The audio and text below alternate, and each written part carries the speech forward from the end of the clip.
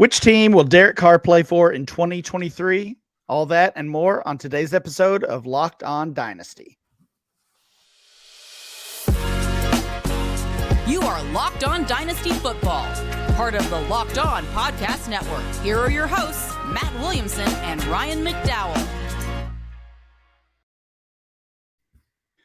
Thanks for making Locked On Dynasty your first listen every day. We're free and available on all platforms. This episode is brought to you by FanDuel Sportsbook, the official sportsbook of the NFL. Make every moment more. Visit FanDuel.com/LockedOn to get started today. Welcome to the Locked On Dynasty Football Podcast. I'm your host, Ryan McDowell. You can follow me on Twitter at RyanMC23.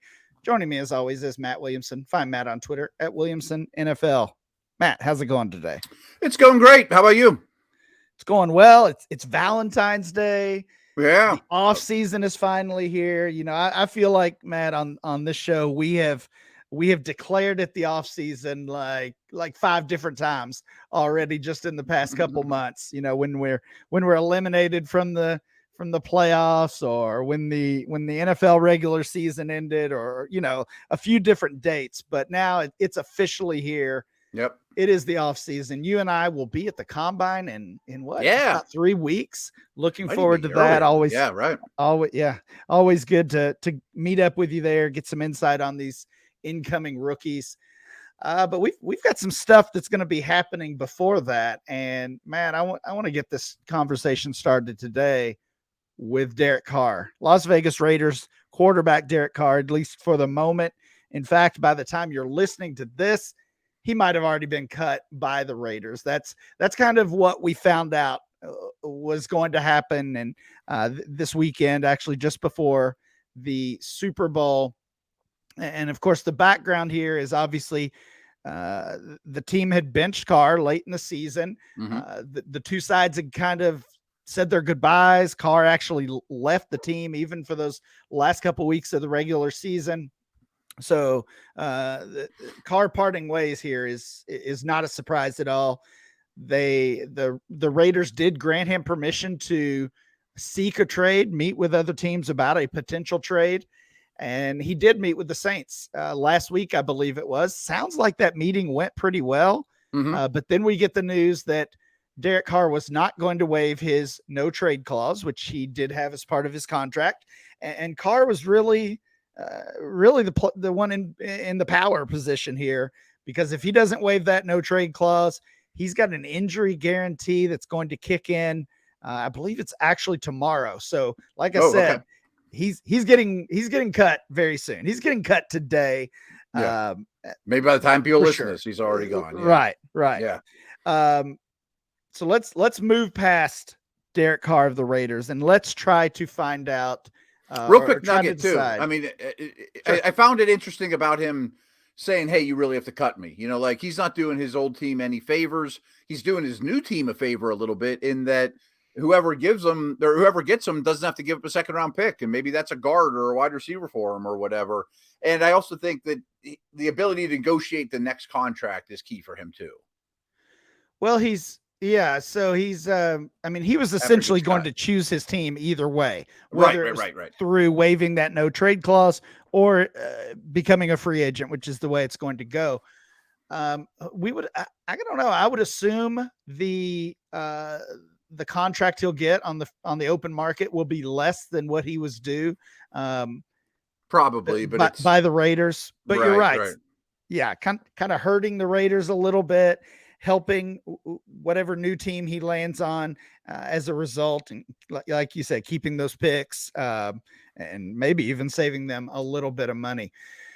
Matt, let's try to find the team that fits for Derek Carr. I've got a list of about 10 or 11 teams here, and I've got them in some different categories. So I just want to hear from you which teams stand out. These teams have an obvious need at the quarterback position. New Orleans Saints obviously already met with Carr.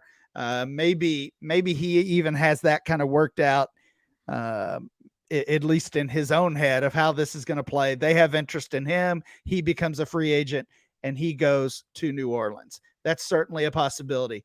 The Atlanta Falcons, I would say, have a need at quarterback. The Giants, obviously, that is pending any Daniel Jones decision. If they work out a deal with Jones, if they are planning on franchise tagging him, that would remove them from this list. The New York Jets as well. Of course, they've been rumored to be interested in Aaron Rodgers, and the Tampa Bay Buccaneers have a huge need at the quarterback position. Any of those 5 teams stand out as possible landing spots for Carr? Certainly the Saints. I mean, I think I would pick the Saints to win that division if they sign Carr. And I guess we'll stick in that division. Atlanta's been linked to Lamar quite a bit. Yeah, I don't love the Carr fit there. I would if I'm them, I want to go big with Lamar or give Ritter a chance. You know what I mean? I don't kind of want to go halfway in between. I do think Daniel Jones will end up as the Giants quarterback. I think Rodgers will end up as the Jets quarterback. But if I'm the Jets, yes, I'd rather have Aaron Rodgers. But would I rather have Derek Carr and 2 first-round picks or Aaron Rodgers? And he's also a little cheaper. Tampa, to me, is crazy if they don't blow it up. If they try to run it back with Carr and think that they can recapture their Super Bowl glory, I think they're kind of bonkers. And Tampa also has some salary cap issues for sure. They unless they can really manipulate that cap, they're not affording Derek Carr or really any of these other top quarterbacks. A couple other teams to look at here, and these are I would say pending needs. Baltimore, you mentioned a possible Lamar Jackson trade. That's kind of been in the news lately as well. And Green Bay, maybe they're just ready to hand it to Jordan Love. But if they do move Aaron Rodgers, potentially they're looking for a replacement as well. Either of those teams feel like a Derek Carr fit. Baltimore, I think you could really look at it and say, let's play defense. Let's run the ball. Let's draft a receiver and also trade for Nuke Hopkins and have Bateman, a rookie first rounder, and a guy like Hopkins.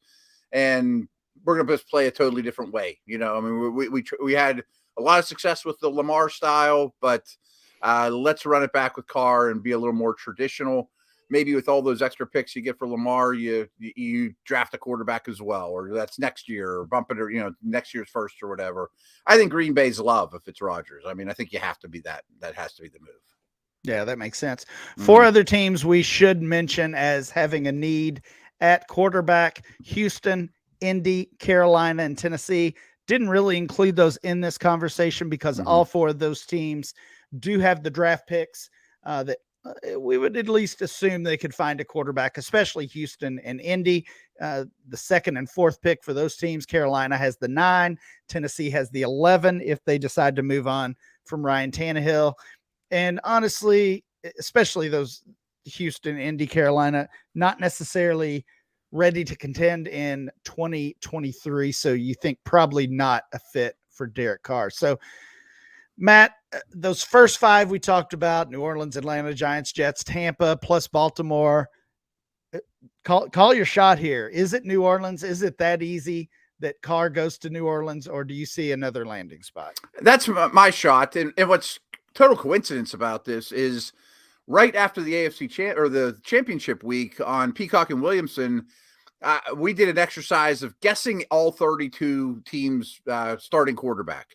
And I put Carr to the Saints then. That was before he'd taken a trip there, any of those things. So I've liked this fit from the start. So that was my bet then. So I feel even stronger about it now. Yeah, one other thing we should mention before we wrap up the Derek Carr conversation, because he is a veteran of 4+ years being released, he can sign immediately. He does not have to wait until free agency begins. So that new league year begins basically in the middle of March, about a month away. He does not have to wait. Derek Carr, if he is released today, if he's released tomorrow before that contract clause kicks in, he could sign by the end of the week if he wants to. So, thinking about Baltimore with a Lamar Jackson move that would need to be made there, that makes me think maybe a no on them because, do they sign Carr right now and then figure out Lamar? That would be awfully messy. I think that's just another reason that New Orleans makes the most sense. Matt, we are continuing our rookie series, and since it is Valentine's Day, I thought talking about the rookie prospect that we love the most would make sense. The rookie prospect that everybody loves the most, it's Bijan Robinson. That's who we're talking about today, and we'll do that right after this break. Folks, this show is sponsored by BetterHelp, and mental health is just so important, and taking care of your emotions and everything about yourself more than just the physical side of things and going to the doctor and dentist. It should be no different of dealing with your mental health. And it's just, life is so much better, whether it's just a series of small problems or they don't seem like much, they start to compound on you. Or you're going through major crises, and BetterHelp is perfect for all that. You know, when you're at your best, you can do great things, but sometimes life just gets you bogged down and you feel overwhelmed, or you're not showing up the way you want to, or you're not quite as good as your job or as a parent or whatever as you think you can be.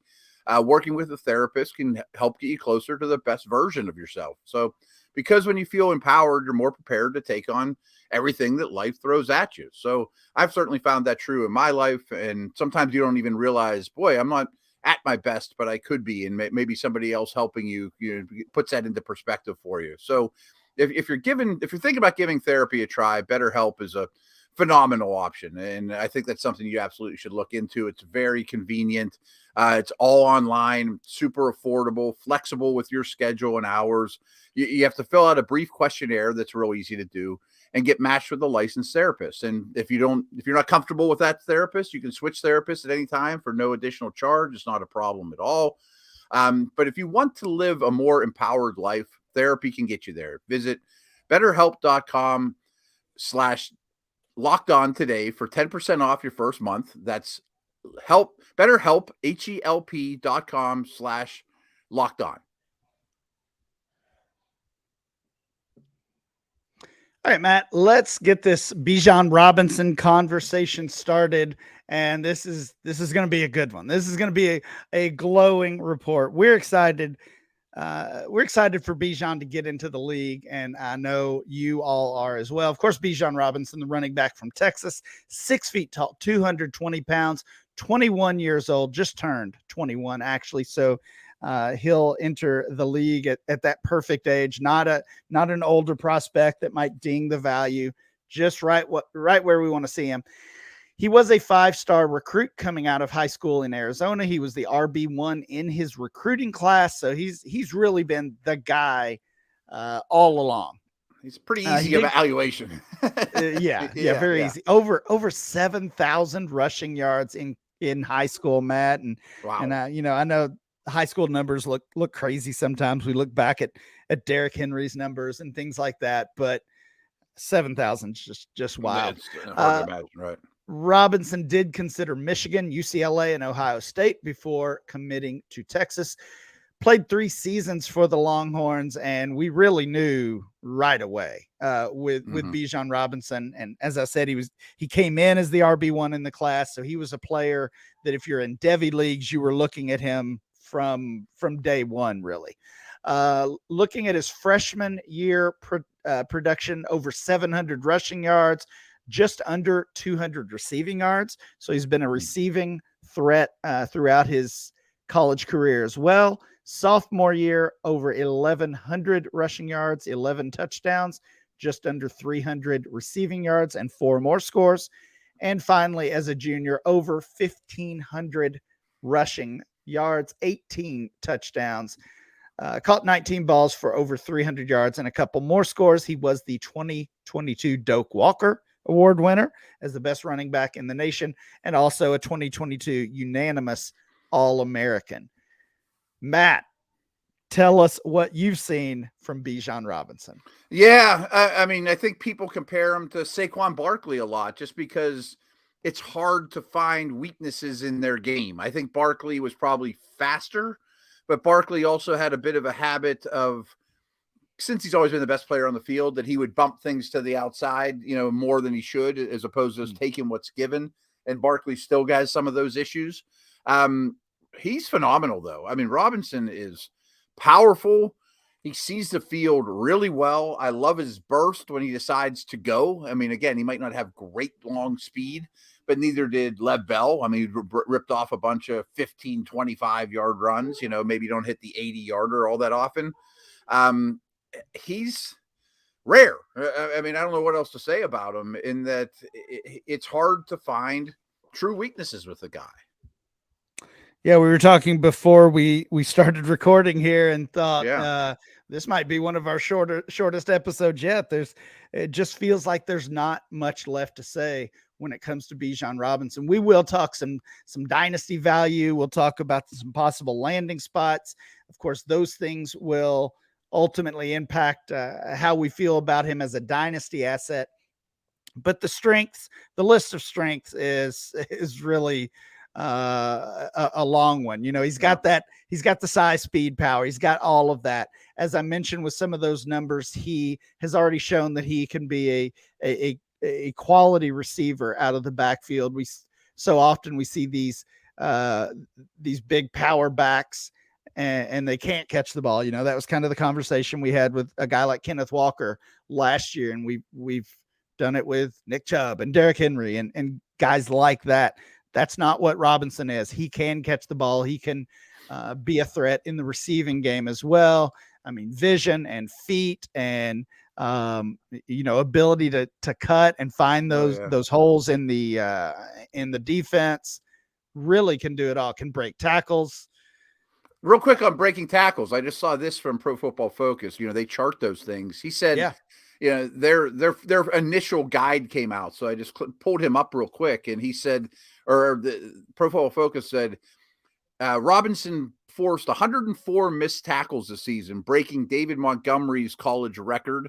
And his 39% forced missed tackle rate is tied with Javonte Williams. And you noticed with Montgomery and Williams, tackle breakers usually translate very quickly to the NFL, like even Pierce with the Texans, or those guys come in and have an impact right away. That's a great point. Yeah. And a very good stat. Mm-hmm. I mean, if you've watched even just one Texas game or game of Bijan Robinson, you can see that tackle breaking ability, but I didn't realize he had broken that record. So obviously very impressive. Matt, we've talked about this with some other players. It just feels like when you look at that list of weaknesses, if you're checking out PFF or any of the great draft guides that are out there, if that first weakness that is listed does not have elite speed, right? We're just trying to find something to say about a player. And no, Bijan Robinson, he's not slow. Yeah, he doesn't have elite speed. He doesn't have Chris Johnson speed. He doesn't. Okay. That's fine. But if that's the biggest weakness we can find, that's going to be another feather in the cap for Bijan Robinson. I saw someone suggest that they thought he played too high, ran too upright. I haven't noticed that myself. What do you think about that one? Yeah, I've seen a little bit of it, but I don't see. Here's how I look at that is like, remember Eric Dickerson, how high he ran like a track star? But whenever contact came, he got his pads down for it. And that's what I see with Bijan is, you know what I mean? Like it's not, sometimes the guys run too high, they take shots, but his vision's so good. He knows when it's coming. He gets his pads down, he sinks his hips and generates contact or generates power that way. Yeah, good point. Yeah. Matt, when we come back, we'll talk about dynasty value of Bijan Robinson and some possible landing spots in the NFL draft. Guys, we told you about Built Bar a bunch, and if you're looking for a fantastic treat, but you don't want all the fat and calories, then you got to go try Built Bar. I know a lot of people, after the holidays, after the new year, want to get healthier. That's what I'm trying to do as well. Eat healthier. Don't try to compromise taste. And you got to try Built. Built is actually healthy and tasty. That's a rare combination, as you know. So they're so delicious, you won't think they're good for you. Perfect for your New Year's resolution, or if it's just, your health kick anyways. My wife's had them. She loves them. She's kind of a chocolate snob and is like, these aren't that waxy chocolate. It's 100% real chocolate. They come in some great flavors like churro, peanut butter brownie, and coconut almond. Not exactly sure how Built does it, but it tastes a lot like a candy bar while maintaining phenomenal macros. That's even better is they're really healthy. I mean, 130 calories and 4 grams of sugar with a whopping 17 grams of protein. They fill you up quick as well. And now you don't have to wait around to get a box. I mean, usually you had to go to built.com to get your Built bars, but now you can get them at Walmart or Sam's Club. So just head to the nearest Walmart, walk in that pharmacy section, grab yourself a box of Built bars. You can get a 4-bar box of cookies and cream, double chocolate or coconut puffs. Or if you're near Sam's Club, get a 13-bar box of our hit flavors, brownie batter or churro. Yeah, you can thank me later. All right, we're back. We're talking Bijan Robinson today and his rookie profile as we continue this series. We talked about a couple of wide receivers so far, Jordan Addison and Quentin Johnston. So we had to move to the running back position and of course, starting at the top there. Matt, let's talk dynasty value. And again, this is kind of a boring conversation. You look at DLF rookie rankings. He's number 1 overall. He's number 1 overall, even in those super flex rankings, despite the solid quarterback class that we expect this season. Mm-hmm. He's going to be the 101 in rookie ADP as well. We talked last week about that early rookie ADP that had been shared. He's the guy, even though that's also in the super flex format. So I think what really becomes the interesting conversation with Robinson is, where do we rank him overall? Let's get out of the rookie ranks for a second. Okay. Starting later this week, we'll be collecting February ADP, Dynasty Startup ADP, as we do every month. But February is my favorite month because that's when we get those new rookies in. So Bijan Robinson and Quentin Johnston and Jordan Addison and all the other players that we'll be talking about in the coming weeks will be in that ADP. Now, we've talked about it on here. Others have talked about it, and it's almost becoming the assumption now that Bijan Robinson will be the RB1 in Dynasty ADP really almost immediately. So I'm looking at January ADP right now. We've got Justin Jefferson and Jamar Chase at the top. I don't think Bijan overtakes either of those. Would you agree with that? I agree with that. Yes. I hope not. For reference, Jonathan Taylor in last month's ADP was the RB1, and he was 5th overall with of course, the 2 receivers plus A.J. Brown and C.D. Lamb ahead of him. So do you expect Bijan to be the RB1 in February's ADP? And how highly is he the 3 behind the 2 superstar receivers?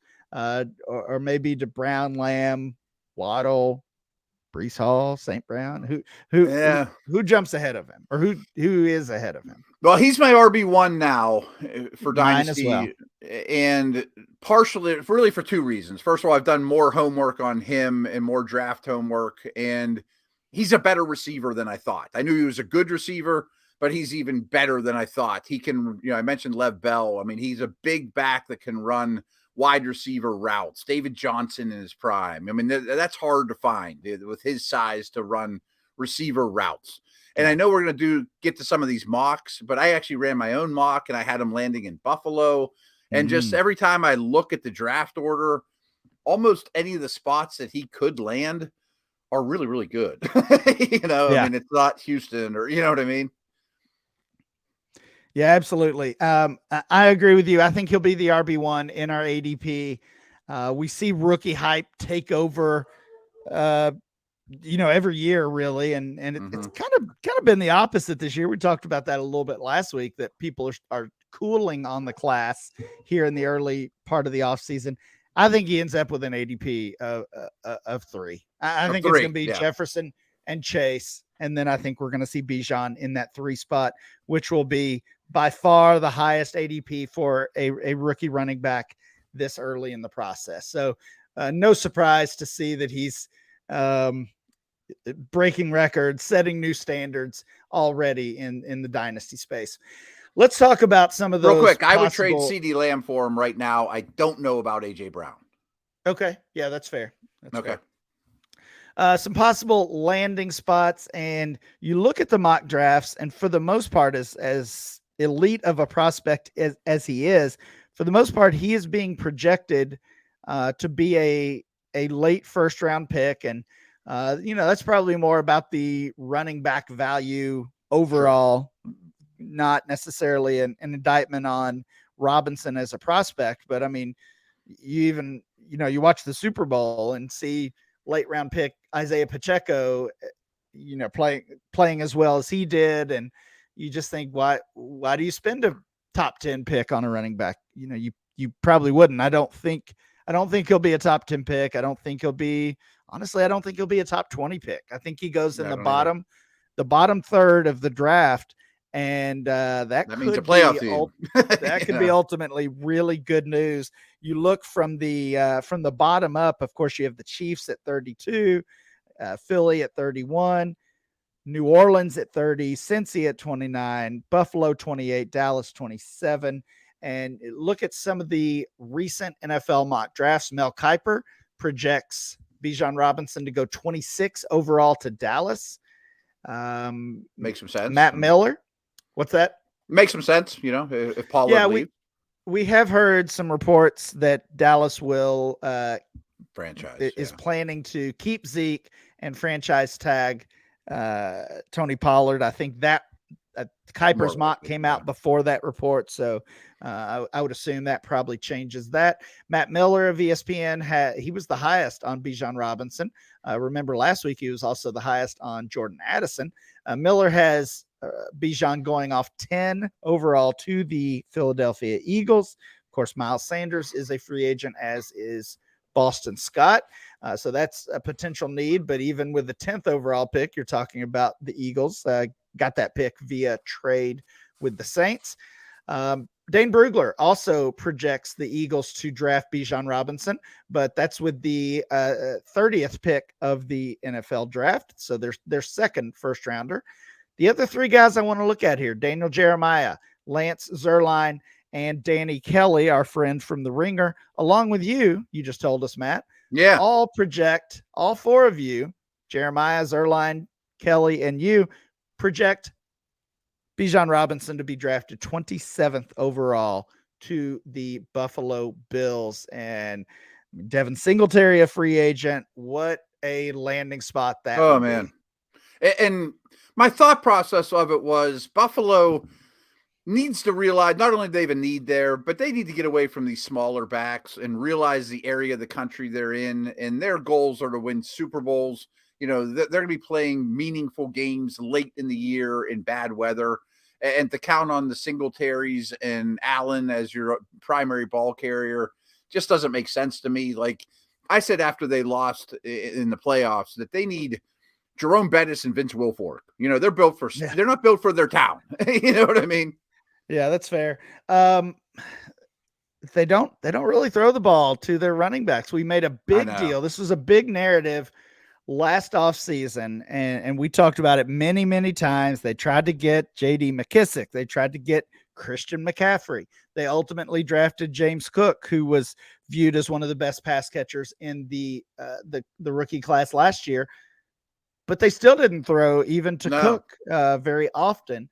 And that's kind of what we see with those quarterbacks who like to run the ball. So I think that would be a very slight concern if Bijan goes to Buffalo, or honestly, if he were to go to Philadelphia, as a couple of the experts here projected. Obviously, Jalen Hurts, one of the best running quarterbacks in the league as well. So both Allen and Hurts rushing ability could ultimately hurt Bijan Robinson. I don't think it would be a major ding. I don't think it would push him out of that dynasty RB1 spot. Certainly wouldn't push him out of the rookie 101 spot by any means, but it would be at least something to think about in the profile. Yeah, that's a legit concern, I guess. I mean, I'm sure there's a couple other teams. I mean, I was sitting here thinking the Saints or the Vikings or a team like that that's running backs getting up in age, but that's probably at least a year away. Could somebody – he's the type of dude that somebody could even trade up from the second round into the first, that we're not putting two and two together. What if he ended up in Atlanta or, who knows, a heavy run team or that would lean on him. But that's a great point about the Eagles and Bills. His reception totals would probably suffer a little. I also saw someone mock him to the Ravens. It depends what kind of offense they're running, but they don't throw to backs either. Yeah. As currently constructed. I mean, there's so many teams, including some of the ones I mentioned, New Orleans, Cincinnati, Dallas, Giants, Minnesota at 24 overall. They all have decisions to make at the running back position. A lot of the players on those teams, including some of those 2017 rookies, Kamara, Mixon, Cook, those guys have been rumored as possible cap cuts. Yeah, right. So if that happens, then Mixon got in a little trouble too, you know? Yeah, right. If that happens, then those teams obviously would become more likely to scoop up Bijan Robinson. And they're all good spots too. Yeah. Oh yeah. For sure. Yeah, right. For sure. All right. Lots of good stuff about Bijan Robinson, but that is it for today's show. Please make sure you download and subscribe to the podcast on Apple Podcasts, Spotify, or wherever you get your podcast. Remember to follow the show at Locked On Dynasty. Follow Matt at Williamson NFL, and I'm Ryan MC23. We'll be back next time with more Locked On Dynasty.